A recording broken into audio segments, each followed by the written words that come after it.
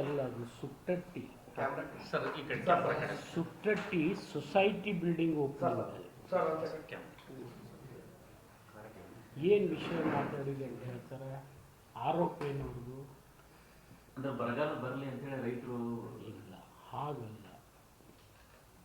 ರೈತರು ಸ್ವಾವಲಂಬಿಯಾಗಿ ಬದುಕಬೇಕು. ಯಾವುದೇ ಸರ್ಕಾರದ ಹಣದ ಮೇಲೆ ಅವಲಂಬಿತರಾಗಿ ಬದುಕಬಾರದು. ಇದು ನಮ್ಮ ಆಸೆ ಇದೆ. ಇದರಂಗೆ ಸರ್ಕಾರಗಳು ಕೂಡ ಆ ನೀತಿ ನಿರೂಪಣೆಯನ್ನು ಮಾಡಬೇಕು. ಆ ರೀತಿ ಕರ್ನಾಟಕ ಸರ್ಕಾರದ ಎಲ್ಲ ಮುಖ್ಯಮಂತ್ರಿಗಳು ಸಾಕಷ್ಟು ಕೊಡುಗೆಯನ್ನು ಈ ರಾಜ್ಯಕ್ಕೆ ಕೊಟ್ಟಿದ್ದಾರೆ. ನೀರು ಕೊಟ್ಟಿದ್ದಾರೆ, ಕರೆಂಟ್ ಕೊಟ್ಟಿದ್ದಾರೆ, ಗೊಬ್ಬರ ಕೊಟ್ಟಿದ್ದಾರೆ, ಬೀಜ ಕೊಟ್ಟಿದ್ದಾರೆ. ಆದರೆ ದುರ್ದೈವಶ ಕೇಂದ್ರ ಸರ್ಕಾರದ ಇತ್ತೀಚಿನ ನೀತಿಗಳು ರೈತರಿಗೆ ಮಾರಕ ಆಗಿದೆ. ಉದಾಹರಣೆಗೆ APMC ಕಾಯ್ದೆ. ಇಡೀ ದೇಶದಲ್ಲಿ ರೈತರು ಪ್ರತಿಭಟನೆ ಮಾಡಿದರು. ಇಡೀ ದೇಶದಲ್ಲಿ ರೈತರು APMC ಕಾನೂನನ್ನು ಹಿಂದೆ ತೆಗಿಲಿಕ್ಕೆ ಹಚ್ಚಿದ್ರು. ಕರ್ನಾಟಕದಲ್ಲಿ ಯಾಕೆ ಇಟ್ಟರು BJP ಸರ್ಕಾರದಲ್ಲಿ?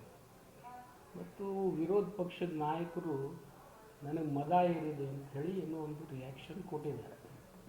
ನನಗೆ ಮದ ಏರಿಲ್ಲ. ಮದ ರೈತರನ್ನು ತುಳಿತಕ್ಕಂಥ ಜನರಿಗೆ ಇದೆ. ಯಾಕೆಂದರೆ ಇವತ್ತು ಕೇಂದ್ರ ಸರ್ಕಾರ ಸಕ್ಕರೆ ಎಕ್ಸ್ಪೋರ್ಟ್ ಬ್ಯಾನ್ ಮಾಡಿದೆ. ಕೊಬ್ಬರಿಗೆ ಬೆಲೆ ಇಲ್ಲ. ದೇವೇಗೌಡರೇ ಒಂದು ಮನವಿ ಹಿಡ್ಕೊಂಡು ಪ್ರಧಾನಮಂತ್ರಿ ಬಳಿ ಹೋಗಿದ್ದಾರೆ. ರೈತ ಇವತ್ತು ಅಕ್ಕಿ ಬೆಳೆದ್ರೆ ಅಕ್ಕಿ ಎಕ್ಸ್ಪೋರ್ಟ್ ಆಗ್ತಾ ಇಲ್ಲ. ಇಥನಾಲ್ ಪಾಲಿಸಿ ತಂದರು. ಇಥನಾಲ್ ಪಾಲಿಸಿ ತಂದು ಎಲ್ಲ 400 500 ಕೋಟಿ ಸಾಲ ತೊಗೊಂಡು ಕಿಸಿನ ಕಾರ್ಖಾನೆ ಹಾಕಿದ್ರು. ಇಥನಾಲ್ ಬ್ಯಾನ್ ಅಂತ ಹೇಳಿದರು.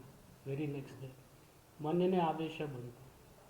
ಇಂಥವೆಲ್ಲ ನೀತಿಗಳಿಂದ ರೈತರಿಗೆ 3 ವರ್ಷಕ್ಕೆ ಒಂದು ಸರ್ತಿ ಧಾರಣೆ ಬರ್ತದೆ ಯಾವುದೇ ಬೆಲೆಗೆ. ಆ ಬೆಲೆಗೆ ಧಾರಣೆ ಬಂದಾಗ ಒಂದು 4 ದುಡ್ಡು ಅವ್ರು ಗಳಿಸ್ಕೊತಾರೆ. ಇವತ್ತು ಉಳ್ಳಾಗಡ್ಡಿ ಎಕ್ಸ್ಪೋರ್ಟ್ ಬ್ಯಾನ್ ಮಾಡಿದ್ದಾರೆ. ಇವತ್ತು ನಾವೇ ಬಿಜಾಪುರ ಜಿಲ್ಲೆಯಲ್ಲಿ ಉಳ್ಳಾಗಡ್ಡಿ ಬೆಳಿತೀವಿ. ಈ ಉಳ್ಳಾಗಡ್ಡಿ ಎಕ್ಸ್ಪೋರ್ಟ್ ಮಾಡಿದರೆ ಒಂದು 4 ದುಡ್ಡು ಸಿಗ್ತಿತ್ತಿಲ್ಲೋ ರೈತರಿಗೆ. ಇವತ್ತು ಉಳ್ಳಾಗಡ್ಡಿ ಬ್ಯಾನು, ಅಕ್ಕಿ ಬ್ಯಾನು, ಶುಗರ್ ಬ್ಯಾನು, ಮತ್ತು ರೈತರು ಯಾವಾಗ ದುಡ್ಡು ಗಳಿಸ್ತಾರೆ? ಇವರು ರೈತರ ಪರ ಚಿಂತನೆ ಮಾಡ್ತಕ್ಕಂಥವ್ರಲ್ಲ ಅಂತ ಹೇಳಿದ್ದೀನಿ. ಅದಕ್ಕೆ ಮೇಲೆ ಮೇಲೆ ಬರಗಾಲ ಬಿದ್ದರೆ ಸಾಲ ಸೂಟ್ ಆಗಬೇಕನ್ನೋದು ಬೇಡಿಕೆ ಸ್ವಾಭಾವಿಕವಾಗಿ ಬರ್ತದೆ. ಇದು ಬರೋದಕ್ಕಿಂತಲೂ ನಾವೇ ಸರ್ಕಾರಕ್ಕೆ ಸಾಲ ಕೊಟ್ಟು ಸರ್ಕಾರನೇ ಸದೃಢ ಮಾಡ್ತಕ್ಕಂಥ ಶಕ್ತಿ ರೈತರಿಗೆ ಕೊಡಬೇಕು ಅನ್ನೋದು ನಮ್ಮ ನೀತಿ ಇರಬೇಕು. ಅನ್ನೋದು ಏನು ತಪ್ಪಿದೆ ಇದರಲ್ಲಿ?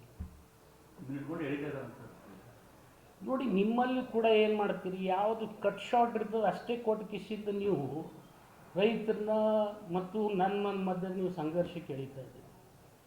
ನನಗೆ ರೈತರ ಬಗ್ಗೆ ಕಾಳಜಿ ಇರಲಿಲ್ಲ ಅಂದರೆ ಇವತ್ತು ಇಡೀ ಹಾವೇರಿ ಜಿಲ್ಲೆಯಲ್ಲಿ ಮಿಡ್ ಟರ್ಮ್ ಕ್ರಾಪ್ ಇನ್ಶೂರೆನ್ಸು 126 ಕೋಟಿ ಕೊಡಿಸಿದ್ದೀನಿ ನಾನು.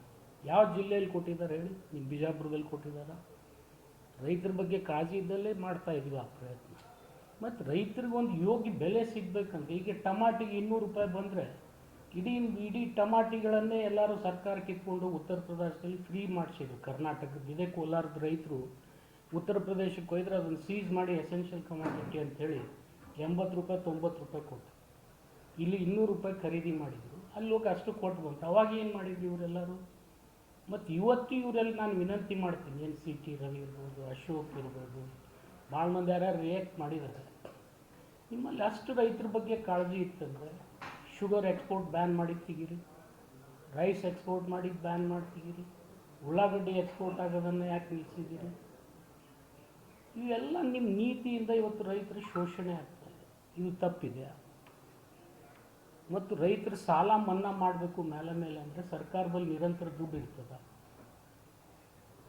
ರೈತರ ಸಾಲ ಮನ್ನಾ ಮಾಡಂತ ಯಡಿಯೂರಪ್ಪನವರೇ ಅಂದಾಗ ಏನು ಅಂದಾರೆ ಅದನ್ನು ಗೊತ್ತದಲ್ಲ ಜನರಿಗೆ. ಬಟ್ ಈ ರೀತಿ ಸುಳ್ಳೆ ಅಪಪ್ರಚಾರ ಏನೋ TV ಮಾಧ್ಯಮದಲ್ಲಿ ಪ್ರಚಾರ ಸಿಗ್ತದೆ ಅಂತ ತಿಳ್ಕೊಂಡು ಸಿಕ್ಕವ್ರು ಸಿಕ್ಕಾಗ ಮಾತಾಡೋದು ಸರಿಯಲ್ಲ. ಒಂದು ಜವಾಬ್ದಾರಿ ಸ್ಥಾನದಾಗ ಅದಾರ ಅಶೋಕ್ ಅವರು. ಏನೇನು ಸರ್ಕಾರದ ನೀತಿಯಿಂದ ಇವತ್ತು ಕೊಬ್ಬರಿ ನಿಮಗೆ ಗೊತ್ತಿದೆ 18,000 ರೂಪಾಯಿ ಕ್ವಿಂಟಲ್ ಮಾರೋದು ಇವತ್ತು 7-8 ಸಾವಿರಕ್ಕೆ ಬಂದು ನಿಂತಿದೆ. ಅದ್ರ ಬಗ್ಗೆ ಯಾಕೆ ಗಮನ ಇಲ್ಲ ಇವರಿಗೆ? ಹೋಗಿ ಕೇಂದ್ರ ಸರ್ಕಾರದಾಗ ಅವರೇ ಅಪೋಸಿಷನ್ ಲೀಡರ್ ಇದ್ದಾರೆ, ಹೋಗಿ ದೇವೇಗೌಡರು ಹೋಗಿ ಮನವಿ ಮಾಡ್ಕೋಬೇಕಾಗಿತ್ತ? ಕೊಬ್ಬರಿ ಸಲುವಾಗಿ ಅಶೋಕ್ ಅವರೇ ಹೋಗ್ಬೋದಾಗಿತ್ತಲ್ಲ. ಉಳ್ಳಾಗಡ್ಡಿಗೆ 40-50 ರೂಪಾಯಿ ಹೋಗಿತ್ತು. ಅದನ್ನು ಬಂದ್ ಮಾಡಿದ್ರಲ್ಲ ಎಕ್ಸ್ಪೋರ್ಟ್. ಯಾರು ಬ್ಯಾನ್ ಬಂದ್ ಮಾಡಿದ್ರು? ಇವೆಲ್ಲ ಸುಮ್ಮನೆ ನನ್ನ ವಿಚಾರಗಳನ್ನು ತಿರುಚಿ ನಾನೇ ರೈತರು ಇರೋದು. ಇವತ್ತು ಒಣ ದ್ರಾಕ್ಷಿ ಬಿಜಾಪುರದ್ದು ಒಣ ದ್ರಾಕ್ಷಿ ಏನು ರೇಟಿಗೆ ಮಾರ್ತಾ ಇದೆ? ಏನು ಬೆಂಬಲ ಬೆಲೆ ಕೊಡೋಕ್ಕಾಗ್ತದೆ ಒಣ ದ್ರಾಕ್ಷಿಗೆ? ಕಬ್ಬಿಗೆ ಇವತ್ತು ಕನಿಷ್ಠ 3,500 ರೂಪಾಯಿ ಕೊಡ್ಬೋದು ನಾವು ನಿರ್ಯಾತ ಮಾಡಿದರೆ. ಇವತ್ತು ತಾವೆಷ್ಟು ಕೊಟ್ಟಿದ್ದಾರೆ? 3,115 ರೂಪಾಯಿ ಕೊಟ್ಟಿದ್ದಾರೆ. ಕಬ್ಬಿನ ಬೆಲೆ ಇವತ್ತು ಅಕಸ್ಮಾತ್ ಇವರು ಫ್ರೀ ಟ್ರೇಡ್ ಇಟ್ಟಿದ್ರೆ, ಎಕ್ಸ್ಪೋರ್ಟ್ ಮಾಡಿದರೆ ನಮ್ಮ ರೈತರಿಗೆ 3,500 ರೂಪಾಯಿ ಕಬ್ಬಿಗೆ ಬರ್ತಿತ್ತು, ಅಥವಾ 4,000 ರೂಪಾಯಿವರೆಗೂ ಹೋಗ್ತಿತ್ತು. ಬಟ್ ಇಂಥವೆಲ್ಲ ಎಕ್ಸ್ಪೋರ್ಟ್ ಬ್ಯಾನ್ ಮಾಡಿ ರೈತರ ಶೋಷಣೆ ಆಗ್ತಕ್ಕಂಥ ಇದೆಲ್ಲ ಪಾರ್ಲಿಮೆಂಟ್ ಇಲೆಕ್ಷನ್ಸ್ ಎಲ್ಲ ಅವ್ರು ಮಾಡ್ತಾ ಇದ್ದಾರೆ ಅಂತ ಹೇಳಿದ್ರೆ ಅವ್ರು ತಪ್ಪ? ಪಾರ್ಲಿಮೆಂಟ್ ಇಲೆಕ್ಷನ್ ಆದಮೇಲೆ ಇದು ಯಾವುದೂ ನಿಯಂತ್ರಣ ಮಾಡೋಕ್ಕಾಗೋದಿಲ್ಲ. ಪದೇ ಪದೇ